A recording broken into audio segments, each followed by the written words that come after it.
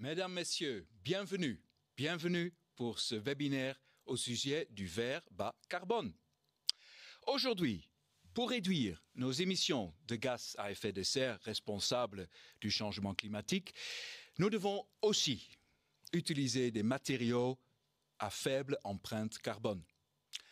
Je m'appelle Niels Schröder. Je suis ici accompagné par Monsieur Laurent Delmotte, directeur durabilité, et Monsieur Hugues Lefebvre, directeur produit chez AGC Glace Europe. Nous allons ensemble voir comment le verre, largement utilisé dans nos bâtiments, nos voitures, des bâtiments publics et autres, peut avoir une empreinte carbone réduite. Vous pouvez poser des questions durant tout le déroulé de ce webinaire en cliquant sur l'onglet Chat, C-H-A-T, c'est en haut de votre écran à droite. Et c'est là où vous pouvez écrire vos questions. Nous, avec Laurent Delmotte et Hugues Lefebvre, vous répondrons à la fin de ce webinaire. Je commence avec Hugues. Hugues Lefebvre. Hugues, qui est AGC Glace Europe? Alors bonjour à toutes et tous, bonjour Niels. AGC Glace Europe est en fait la partie européenne du groupe AGC qui est le premier verrier mondial. Nous disposons en Europe de 16 fours à verre plats qui chacun produisent entre 200 et 240 000 tonnes de verre par an. Ce verre est destiné à tout type d'industrie, le bâtiment, l'automobile. Alors, c'est dire que vu la quantité de verre que nous produisons, nous avons développé une réelle expertise dans le domaine puisque le groupe AGC est réellement focalisé sur la production de verre. Alors cette expertise considérable, depuis quelques années, se focalise sur la réduction du carbone dans ces productions et nous visons une neutralité carbone d'ici 2050. Et en France? Alors, en France, le groupe AGC exploite un four float en Alsace, dans l'est de la France, à Saint-Bous. Ainsi, sur ce site, il y a aussi une ligne de verre feuilleté et une ligne de coating, donc de revêtement du verre. Nous avons aussi 5 filiales de transformation du verre qui produisent des verres, des vitrages isolants, des verres trempés et tout type de transformation. Nous avons aussi 5 centres de distribution. L'ensemble de ces entités couvre la totalité du territoire français. Bien. Je me tourne vers vous. Toi, on peut se tutoyer, n'est-ce pas? On peut se tutoyer. Laurent Delmotte. Laurent, dans quel contexte sommes-nous aujourd'hui et de quoi parlons-nous exactement au sujet de ce fameux carbone? Alors, investir dans des verres à empreinte carbone réduite est indispensable aujourd'hui pour contribuer à l'objectif de neutralité carbone fixé par l'Europe en 2050. Si on parle du bâtiment, il faut distinguer les émissions directes liées à l'exploitation du bâtiment et les émissions indirectes qui sont liées à l'empreinte carbone des matériaux eux-mêmes, à leur fabrication, à leur transport. Et quel est l'objectif que s'est fixé AGC? À quel horizon? Et quelle est sa feuille de route vers la neutralité carbone? Alors, le producteur de verre plat AGC s'est fixé comme objectif en 2030 de diminuer de 30% ses émissions carbone par rapport à 2019. Et quand on parle de diminution de 30%, ça veut dire tant les scopes 1 plus 2 que le scope 3. Ensuite, il s'agira d'arriver à la neutralité carbone d'ici 2050. Ces deux objectifs sont des objectifs très ambitieux. 2030, 30% pour 2030, il s'agit de faire en un peu moins de 10 ans ce qu'on a mis déjà 30 années à faire jusqu'ici. C'est une démarche tout à fait ambitieuse et pour suivre cette démarche, nous suivons la certification SBTI, Science Based Target Initiative, où on vise bien en dessous des 2 degrés. qualité, et pour laquelle d'ailleurs nous avons obtenu un rating A, ce qui est très bien, ce qui est mieux que la moyenne du secteur et qui montre que cette démarche est solide. On entend beaucoup parler de ces scopes, scope 1, 2 et 3, mais de quoi s'agit-il exactement? On en parle effectivement très régulièrement. Alors vous avez ces scopes 1, 2 et 3 qui ensemble reprennent l'ensemble des émissions directes et indirectes d'un produit ou d'une entreprise. Si on regarde les scopes 1, il s'agit des émissions directes. Pour nous, verriers, qu'est-ce que ça veut dire? Ça veut dire la combustion des énergies fossiles dans notre four, ça veut dire le CO2 qui est émis par nos matières premières, par leur décarbonatation. Quand on parle du scope 2, ce sont toutes les émissions indirectes qui sont liées à la fabrication, à la production d'électricité et de vapeur. Et enfin, il y a le scope 3 qui est qui sont toutes les émissions indirectes. Amont, on parle ici des émissions liées à la fabrication des matières premières, par exemple, ou aval, par exemple, les émissions liées au transport du verre. Okay. Ce qui est intéressant de noter, c'est que, bien sûr, nous sommes une entreprise, la fabrication du verre est énergivore, donc on a un scope 1 qui est très important, mais vous pouvez voir aussi que le scope 3 est loin d'être négligeable. Quand on parle de verre bas carbone, cela veut dire qu'il faut s'attaquer à l'ensemble de ces trois scopes. Ok, je vois. Ouais. Aujourd'hui, nous nous retrouvons ici pour le lancement d'une gamme de produits verriers bas carbone, n'est-ce pas? De quoi s'agit-il, Hugues Lefebvre? Alors, effectivement, Niels, aujourd'hui, c'est une journée importante pour le groupe AGC puisque nous mettons à disposition sur le marché notre nouvelle gamme de verres bas carbone.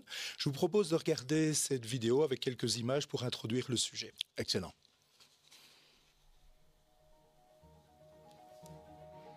Et je ferai quelques commentaires sur cette vidéo. S'il vous plaît. Alors, juste pour obtenir un verre bas carbone, nous devons améliorer, je l'ai dit, tous les maillons de la chaîne de valeur. Le sable, le carbonate de soude pour les matières premières. Pour la production du verre, qui est une étape très énergivore, avec plusieurs voies d'amélioration.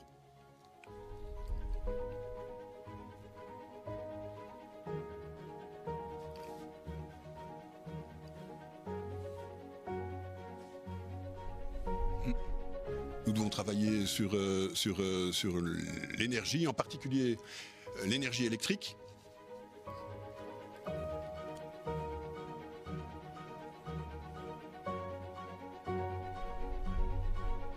Et enfin, il ne faut pas négliger la transformation du verre, avec la logistique vers cette transformation et la logistique ensuite, à partir de l'étape de transformation, vers le chantier ou vers le client final.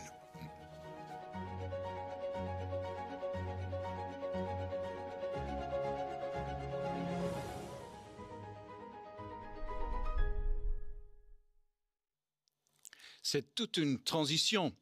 Laurent, peux-tu expliquer de manière plus concrète cette approche holistique pour la production du verre bas carbone? Tout à fait. Quand on parle de cette approche holistique, on parle ici d'une avancée sur l'ensemble de la chaîne de valeur du produit, je l'ai déjà dit dans cette vidéo, avec les matières premières, la façon dont elles sont produites et transportées. 2, le four, en travaillant sur leur efficacité énergétique, mais aussi en amenant un substitut à l'énergie fossile que nous utilisons comme combustible.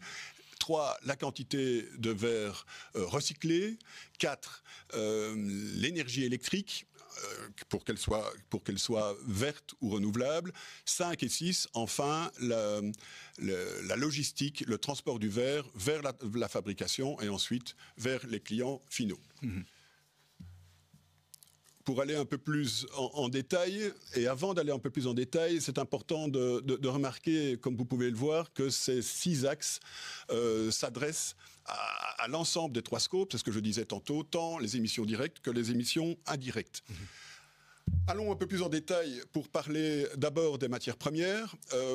Nous utilisons pour ce verre bas carbone du carbonate de soude bas carbone, c'est assez logique. Alors le carbonate de soude, c'est un des ingrédients indispensables de notre mélange vitrifiable. Ouais. Il permet la fusion du sable et il contribue, c'est sans doute la matière première qui contribue le plus à la production de carbone.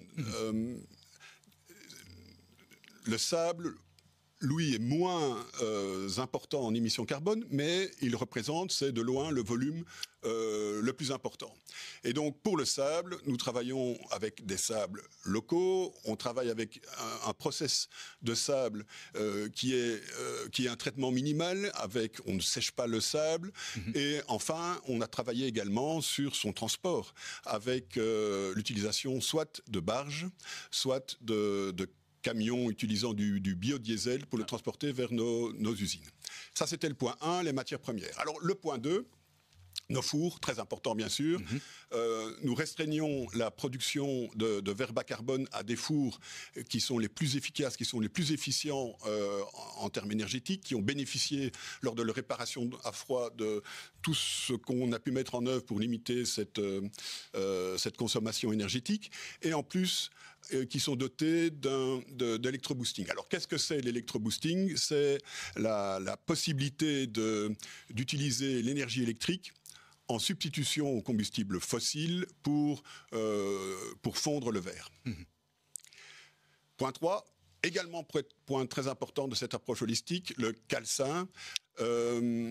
Le calcin permet de diminuer les émissions directes en diminuant la consommation énergétique, en diminuant la décarbonatation dans le four, mais il permet aussi de diminuer les émissions indirectes liées à la fabrication des matières premières.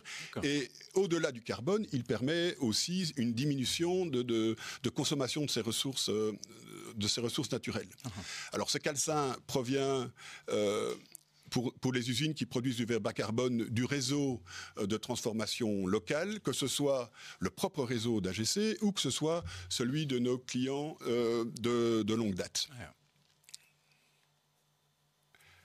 Quatrième étape de notre approche holistique, l'utilisation d'énergie verte. Alors, on a depuis de nombreuses années chez AGC fait des investissements conséquents site par site pour les équiper de capacités de production d'énergie verte ou renouvelable.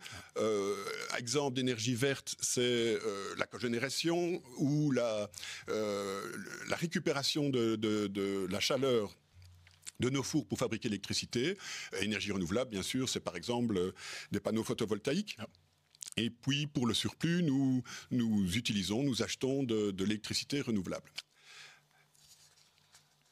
Enfin, 5 et 6, l'optimisation du transport.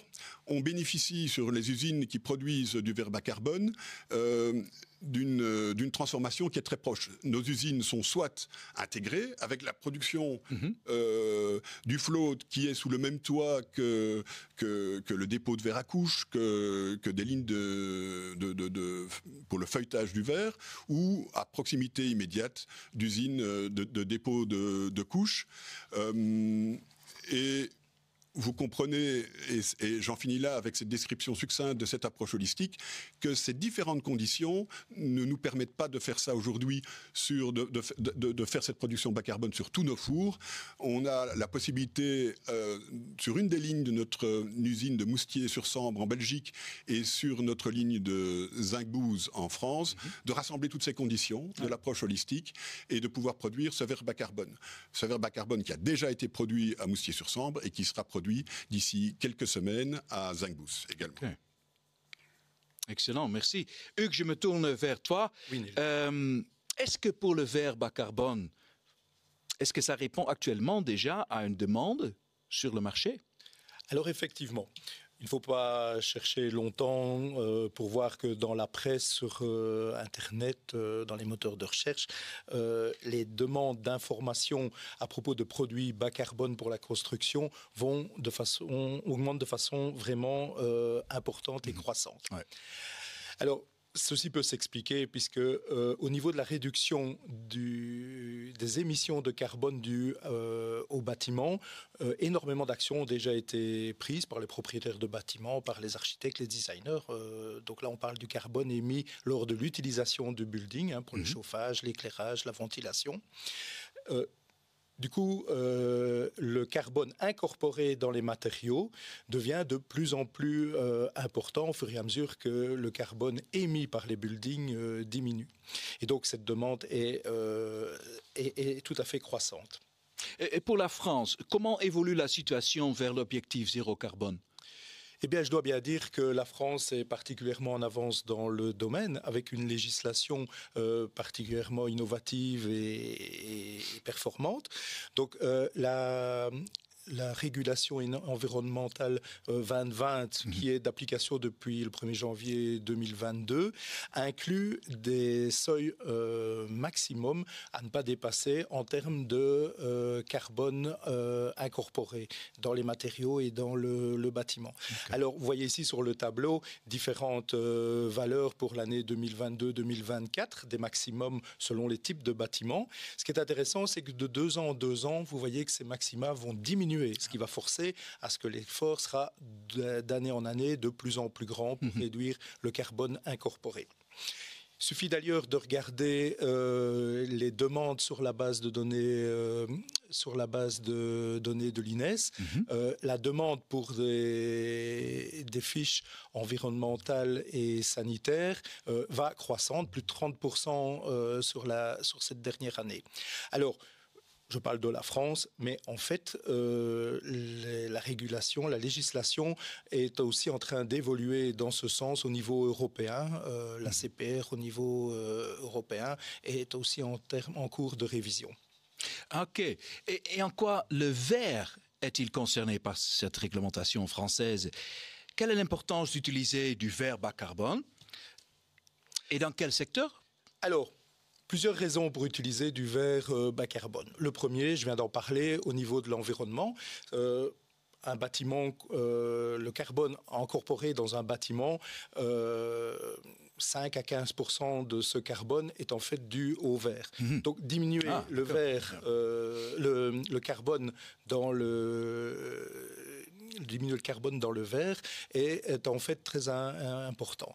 Ensuite, deuxième secteur d'application, c'est l'industrie. De nombreuses sociétés industrielles qui utilisent du verre désirent diminuer leur empreinte carbone, désirent l'améliorer pour différentes raisons liées à leur stratégie, liées à leur réputation, ou simplement parce qu'ils doivent émettre des rapports environnementaux et veulent améliorer leur performance en termes de carbone. Et donc, l'utilisation de verre bas carbone permet de réduire drastiquement leur scope 3, donc c'est leur approvisionnement en matières premières. Et finalement, c'est la plus importante pour nous tous, c'est pour l'environnement. La diminution des émissions de carbone est réellement indispensable pour notre planète et je suis à peu près convaincu qu'à terme, ça va devenir le nouveau normal, le nouveau standard. D'accord. Mais pourquoi le verre à empreinte carbone réduite est-il produit en France et en Belgique ? Alors, comme je vous ai dit, la législation évolue dans ce sens au niveau européen, mais nous avons remarqué que plusieurs pays sont particulièrement en avance et marquent un intérêt important pour ce type de produits. Je pense notamment à la France, le Benelux, l'Allemagne. Il ne vous aura pas échappé que nos usines de Moustier et de Seignebourg sont exactement au centre géographique de cette zone qui marque un intérêt tout particulier. La deuxième raison, et elle est importante, Laurent nous a dit, on ne peut pas mettre en place notre démarche holistique au départ et actuellement dans tous nos fours. Et donc seulement un certain nombre réduit de nos fours ont les capacités de mettre en place cette démarche. C'est le cas pour Moustier et pour Seignebourg, qui sont des sites intégrés avec le dépôt de couches et le feuilletage sur le même site. Donc on a déjà produit à Moustier et on va produire très bientôt à Seignebourg, donc en France. En Belgique et en France, très bien. Hugues, je reste avec toi parce que pour les bureaux d'études, quelle valeur doit être prise en compte pour les calculs d'analyse du cycle de vie des bâtiments grâce au verre bas carbone, je veux dire, et quel gain est généré en émissions grâce à toutes ces mesures mises en place par AGC ? Alors voilà, durant nos premières campagnes de production, on a pu valider nos hypothèses et on est tout à fait en ligne avec ce que nous avions prévu. C'est-à-dire que notre verre low carbone Planibel Clear Light contient 7 kg de CO2 équivalent par mètre carré de verre 4 mm, à comparer aux 12,7 kg que nous avions précédemment sur nos productions moyennes standards. Donc c'est une réduction très significative de plus de 40%. Ça, c'est bien important. Et donc, notre verre low carbone Planibel Clear Light, notez que le nom de nos produits, c'est low carbone en face du nom du produit habituel, pour bien marquer la différence de version. Ceci est important parce que ces verres bas carbone ont exactement la même esthétique, la même composition chimique, les mêmes performances thermiques, mécaniques que leur équivalent standard, qui n'ont pas bénéficié de cette approche holistique. Alors, de façon plus large, une fois qu'on a ce verre clair bas carbone, qui est disponible dès maintenant en 3, 4 et 6 mm d'épaisseur, la gamme s'élargira par la suite lorsqu'on va produire sur d'autres sites, comme à Saint-Booth. Ce verre peut être utilisé pour être feuilleté, donc nous pouvons avoir le low carbone Stratobel, low carbone stratophone, etc. Nous pouvons aussi le revêtir de couches basse émissivité, notre gamme I+, donc nous avons le low carbone I+, 1.1, 1.0, et nous pouvons aussi déposer des couches de contrôle solaire, donc les stop-ray et les énergies pour former les low carbone stop-ray, low carbone énergie. La gamme va s'étoffer. Ces verres, bien sûr, peuvent être montés en double et triple vitrage aussi. Alors, de façon plus concrète, en termes de chiffres, je vous ai dit, donc pour le float clair, le Clear Light, on atteint 7 kg d'équivalent CO2 incorporé dans le verre pour une feuille 4 mm. Mais vous voyez ici quelques chiffres de la réduction pour un verre feuilleté, pour un verre I+, basse émissivité, pour les stop-ray Vision et les doubles vitrages stop-ray Vision. J'insiste que ces valeurs sont du berceau à la tombe. Il existe aussi d'autres façons de comptabiliser, mais c'est les plus simples pour tout le monde. Excellent. Je me tourne vers toi de nouveau, Laurent, parce que je me demande, est-ce que cette nouvelle gamme de produits que Hugues a commenté, est-ce que c'est certifié par des organismes indépendants ? Alors oui, la certification est un point essentiel de notre approche. La publication de la fiche de déclaration environnementale et sanitaire sera réalisée courant 2023 et vérifiée par une partie tierce. Et dans l'intervalle, nous proposons une déclaration du potentiel de réchauffement climatique de notre verre bas carbone. Alors, autre point, haute certification, nous sommes très fiers d'avoir été le premier verrier à certifier une large partie de notre gamme de produits par la certification Cradle to Cradle, et nous introduirons de la même façon pour ce verre bas carbone une certification de ce type, une certification Cradle to Cradle.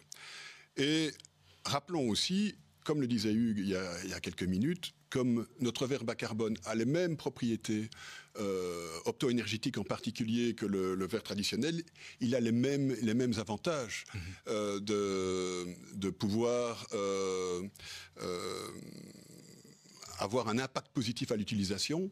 Quand on compare sur l'ensemble de la durée de vie du produit, il va présenter pour chaque tonne incorporée plus de 9 tonnes qui vont être sauvées pendant la durée de vie du produit. Wow. Voici de quoi clôturer de manière très positive l'année internationale du verre de l'ONU. Hugues, en conclusion, que devons-nous retenir à propos du verre bas carbone? Oui, alors c'est vrai que voilà, on est mi-décembre, le moment de clôturer, c'est pour AGC cette année du verre, hein, l'année de l'ONU du verre. Quelques points importants à retenir, dont on est particulièrement fier. Tout d'abord, ce verre, notre verre bas carbone, low carbone, a été conçu pour répondre aux défis du marché de façon actuelle. Pour le bâtiment, aussi bien les grandes façades, le bâtiment tertiaire que le résidentiel, mais aussi différents types d'industries et différents types de verres, puisque les mêmes vitrages peuvent être utilisés pour d'autres applications. Alors, notre verre bas carbone est conçu pour résister à l'épreuve de la réglementation. Il va falloir un petit peu de temps pour avoir les fiches FDES, puisqu'il faut un certain nombre de campagnes de production, mais ça viendra dans le courant de l'année prochaine, mais c'est prévu de l'obtenir. Deux autres points importants. Et, il ne s'agit pas simplement de recycler du calcin. C'est important, mais pas uniquement, mais pas que. C'est aussi une approche holistique complète, depuis les matières premières jusqu'à la livraison chez le client. Donc on va plus loin que simplement recycler du verre qui permet de faire une bonne partie du boulot, mais pas l'ensemble. Et dernière chose, comme je vous l'ai expliqué, on ne lance pas uniquement quelques vitrages pour les façades ou le tertiaire ou les grands projets, mais nous proposons une gamme complète de vitrages, depuis le verre clair jusqu'au verre feuilleté, transformé et revêtu de différentes couches. Merci. Et voici le mot de la fin. Ensemble vers la neutralité carbone. Donc chacun, à son échelle, peut contribuer à l'objectif commun pour préserver notre planète. Je regarde l'heure. Maintenant, Hugues et Laurent vont répondre à vos questions. Avec plaisir. Donc je vais regarder s'il y a des questions posées dans le chat. Et effectivement, je prends une première question qui est sur le calcin. Je crois, Laurent, que ce sera quelque chose pour toi, mais on verra. Je lis la question. Pourriez-vous préciser votre position par rapport à l'utilisation du calcin issu du traitement des machineries en fin de vie? Alors, c'est une très bonne question. On parle là du calcin post-consumer. Voilà. Du calcin qu'on récupère lors d'une rénovation ou lors de la démolition d'un bâtiment. Ce calcin est et sera indispensable dans notre process. On le teste pour l'instant, mais il y a un point qui est tout à fait important sur ce calcin, c'est qu'il faut assurer sa qualité.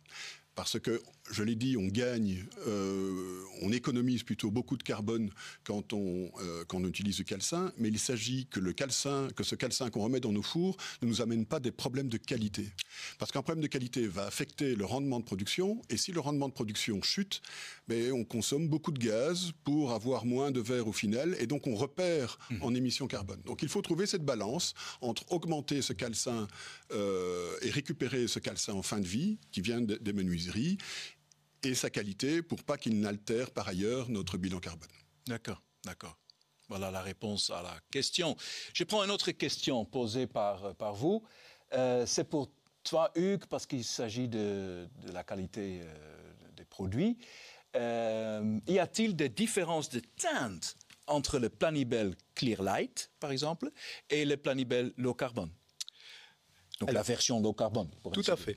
Alors, c'est effectivement une question qui nous vient relativement souvent.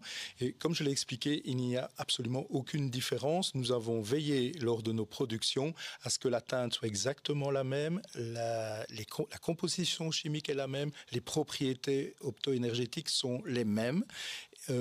Nos fiches de transmission lumineuse, réflexion lumineuse, colorimétrie sont exactement les mêmes pour les deux gammes de produits. C'est un point auquel on a été particulièrement attentif et ce qui nous permet de pouvoir substituer très rapidement le produit normal, je vais dire, par le produit bas carbone. Donc si vous avez des projets, même si vous êtes déjà très loin dans le projet, où le produit est déjà défini, il est encore temps de passer à la version bas carbone.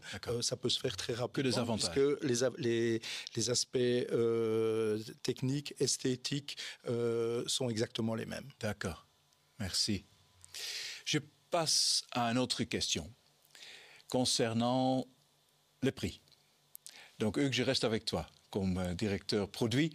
Le verre low carbone va coûter plus cher aux entreprises du bâtiment qui achètent du verre? C'est une question. Oui, il y a un surprix pour ce verre qui peut s'expliquer et qui est facilement compréhensible quand on sait l'importance de nos efforts en termes de développement, de recherche, d'amélioration de nos fours, de passage à l'électro-boosting. Tout ça a demandé des investissements très importants et donc ça justifie le surprix que nous demandons pour ce produit, surprix qui va être de l'ordre d'une 30%. D'accord, ok. Bon, ça c'est une réponse assez claire, j'espère. Une autre question. Existe-t-il une verre bas carbone Clear Vision, donc avec du low iron? Alors, non. Effectivement, j'ai dit qu'on avait une grande gamme de produits, mais du Clear Vision, donc low iron, voilà, en version low carbone n'est pas disponible au jour d'aujourd'hui. Et il faut se rendre compte que c'est un petit peu antinomique en fait. Et donc, on n'a pas voulu commencer par ça, vu que ça n'a pas un énorme sens dès le départ. Ça viendra peut-être dans le futur, nous verrons bien, mais ce n'est pas disponible aujourd'hui. Ok. Bah, c'est assez clair. Pas aujourd'hui. Peut-être à l'avenir. Voilà. Une autre question. Peut-on actuellement acheter du verre low carbone en France, déjà, pour le bâtiment? Maintenant, avec la production démarrée en Belgique, je comprends. Eh bien, tout à fait. Depuis ce matin, vous pouvez passer toutes vos commandes pour le verre bas carbone. Il y a déjà d'ailleurs eu quelques approches sur différents projets avant même le lancement qui avait lieu ce matin. Mais depuis aujourd'hui, tous nos commerciaux sont équipés de toutes les informations nécessaires. Et l'usine de Moustier, vous avez vu sur la carte, est en Belgique, mais elle n'est franchement pas très loin de la France. Ouais. Donc on peut rester dans le scope de notre production bas carbone et livrer sur la France dès maintenant. D'accord. Donc pour la France, pas de souci. Voilà. Question stratégique. Je me tourne vers toi peut-être, Laurent, comme directeur durabilité. Quelle est la stratégie d'AGC au-delà de 2030, donc pour arriver aux objectifs 2050?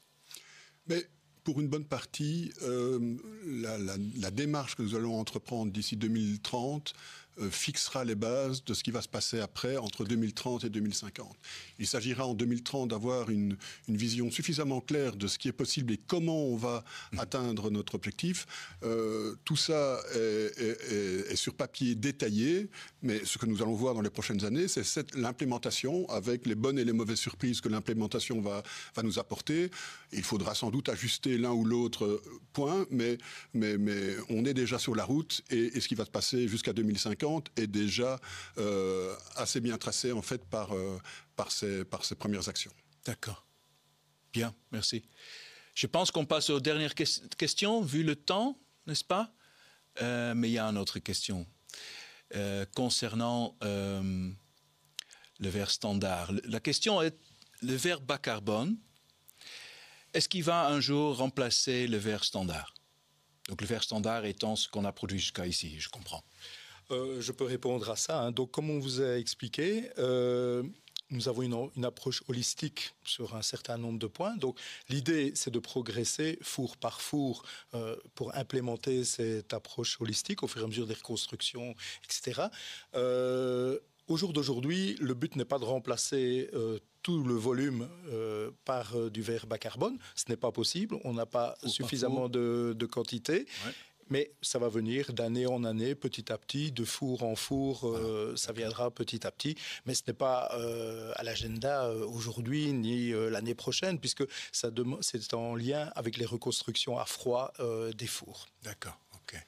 et par essence, désolé d'ajouter un petit complément, la roadmap dont j'ai parlé tantôt d'AGC, de diminution de ces émissions, va faire que de plus en plus de pourcentage de notre verre va être à basse teneur en carbone, par définition même de l'implémentation de notre roadmap carbone. D'accord, c'est ça. Ouais.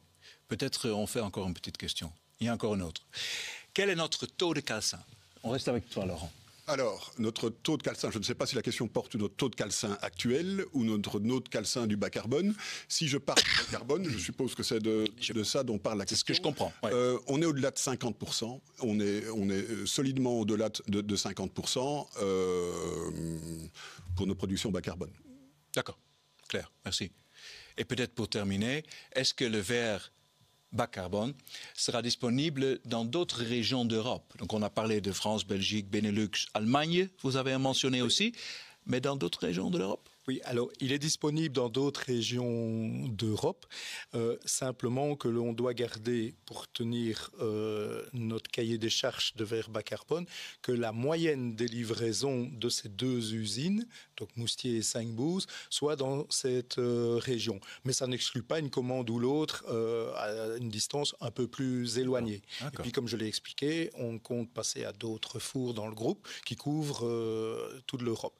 Donc on n'exclut pas une commande ou l'autre pour un projet ailleurs que dans la zone, je vais dire, de production et la zone prioritaire, mais ce n'est pas une exclusive pour d'autres. Donc, disponible, mais produit de ce côté de l'Europe. Pour le moment, on produit...